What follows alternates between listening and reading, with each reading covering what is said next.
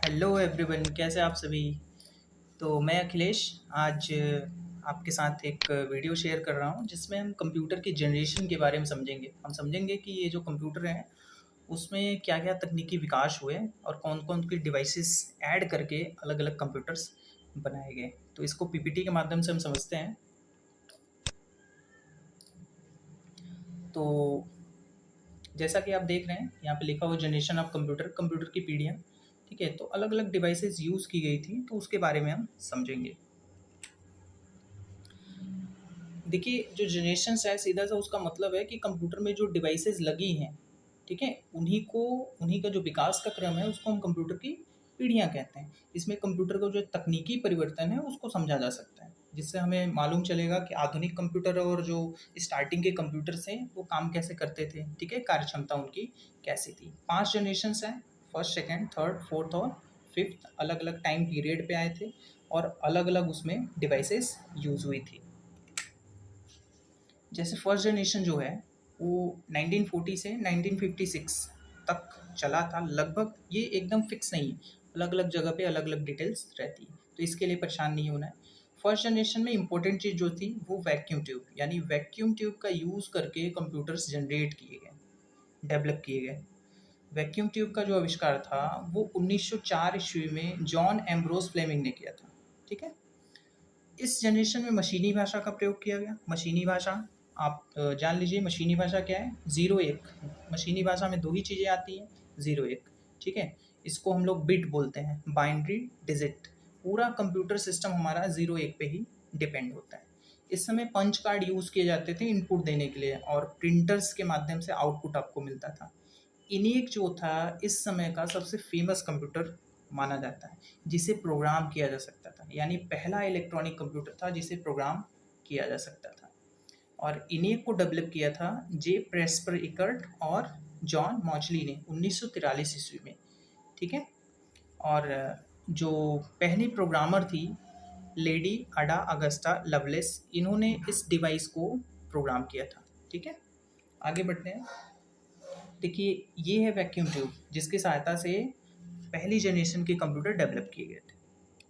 ये कंप्यूटर्स काफ़ी बड़े होते थे, बल्कि होते थे, जिसके कारण इसमें हीट जनरेशन ज़्यादा होती थी, और जिस एरिया में बनाए जाते थे वो एरिया पूरा गर्म हो जाता था। और इनका आकार भी बहुत बड़ा होता था, 40 से 50 फीट की रेंज में ये होते थे, और वज़न बहुत ज़्यादा होता था, यानी इनको मैनेज करना बहुत कठिन कार्य होता था। आगे बढ़ते हैं। सेकेंड जनरेशन जो है, रिप्लेस कर दिया गया वैक्यूम ट्यूब को ट्रांजिस्टर के साथ, यानी सेकेंड जनरेशन क्या यूज़ हुआ, ट्रांजिस्टर। ठीक है, और ट्रांजिस्टर का जो आविष्कार था 1947 ईस्वी में किया गया था। जॉन बार्डिन, वाल्टर ब्रैडिन और विलियम शॉकले ने किया था। ठीक है, ट्रांजिस्टर जो है वो सेमी कंडक्टिंग मटेरियल से बनाए जाते हैं, जो कि इलेक्ट्रॉन के जो फ्लो है उसको बहुत अच्छे से मैनेज करते हैं। ठीक है, इस समय जो है वो मशीनी भाषा के साथ साथ फोर्ट्रान, एल्गोल, कोबोल जैसी उच्च स्तरीय भाषाओं का प्रयोग किया गया। ये हाई लेवल लैंग्वेज है जिसमें प्रोग्रामिंग करना आसान होता है। लो लेवल लैंग्वेज में प्रोग्रामिंग करना बहुत ही मुश्किल कार्य होता है।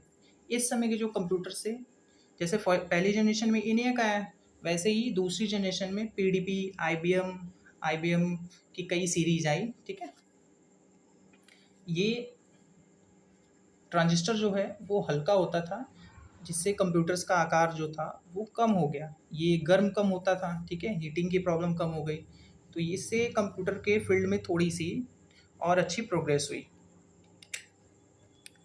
ये ट्रांजिस्टर्स हैं जिसकी सहायता से सेकेंड जनरेशन के कंप्यूटर डेवलप किए गए थे। थर्ड जनरेशन 1964 से लेकर 1971 तक का जो टाइम पीरियड था वो थर्ड जनरेशन माना जाता है। आईसी यूज़ हुआ इस समय। इंपॉर्टेंट डिवाइस जो है आईसी, इंटीग्रेटेड सर्किट। और आईसी का आविष्कार जो है रॉबर्ट नॉयस और जैक किल्विन ने 1958 ईस्वी में ही किया था। ठीक है, आईसी मुख्यतः सेमी कंडक्टर मटेरियल से ये भी बनाया जाता है। ठीक है, जिसमें मुख्य घटक इसका जो होता है सिलिकॉन, यानी आईसी मुख्य रूप से किसका बना हुआ है, सिलिकॉन का बना हुआ है। इस समय हाई लेवल लैंग्वेज में पास्कल, फोर्ट्रान और कोबोल यूज़ की गई। ठीक है, देखिए लैंग्वेज दो ही तरह की होती है, हाई लेवल लैंग्वेज और लो लेवल लैंग्वेज। ठीक है, इस समय जो कंप्यूटर्स बने NCR 395 और IBM की सीरीज आई। ये इंटीग्रेटेड सर्किट का एक रूप है। जो आईसी होता है वो अकेला डिवाइस नहीं है, ये मल्टीपल डिवाइसेस का ग्रुप होता है, यानी इस एक चिप पे ढेर सारी डिवाइसेस डेवलप की जा सकती हैं, जिससे कंप्यूटर का आकार एकदम छोटा हो गया, ठीक है, और पावर जो ज़्यादा लेता था वो कम हो गया, हीटिंग की प्रॉब्लम कम हो गई, ठीक है, जिससे कंप्यूटर के फील्ड में बहुत ही ज़्यादा प्रोग्रेस हुआ। फोर्थ जनरेशन जो है वो 1970 से लेके अब तक का जो समय है फोर्थ जनरेशन में माना जाता है। इस समय माइक्रो प्रोसेसर यूज़ किया गया। माइक्रो प्रोसेसर क्या होता है?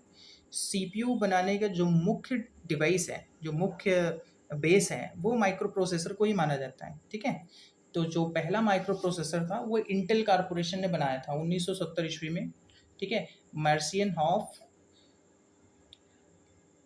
मसातोशी शिमा, फेडेरिको फैजिन और स्टैनली मेजर ने इन डिवाइसेस को बनाया था। सीपीयू जो होता है मुख्यतः इसी पे डिपेंड होता है। इस समय जो डिवाइसेस बनी उसमें एप्पल 2, अल्टर 8800 ऐसी डिवाइसेस डेवलप की गई। आगे बढ़ते हैं। ये माइक्रो प्रोसेसर का एक व्यू है। देखिए यहाँ पे हाथ से लगाया जा रहा है माइक्रो प्रोसेसर, ठीक है। ये इंटेल जो मुख्य कंपनी है ना प्रोसेसर बनाने की, वो इंटेल ही है, ठीक है। इंटेल और आईएमडी दो कंपनियां होती हैं जो कि प्रोसेसर डेवलप करती हैं, ठीक है। ये पीसी है, पर्सनल कंप्यूटर, यानी माइक्रो प्रोसेसर वाला जो कंप्यूटर होता है उसी को हम लोग पीसी कहते हैं।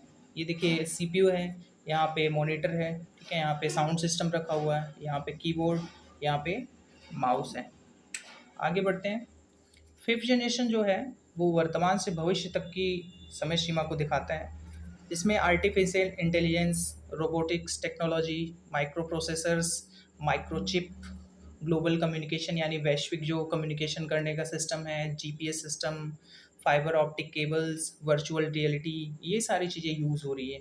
और इस समय हाई लेवल लैंग्वेजेस यूज़ हो रही हैं, जैसे जावा, पाइथन, विजुअल बेसिक इत्यादि।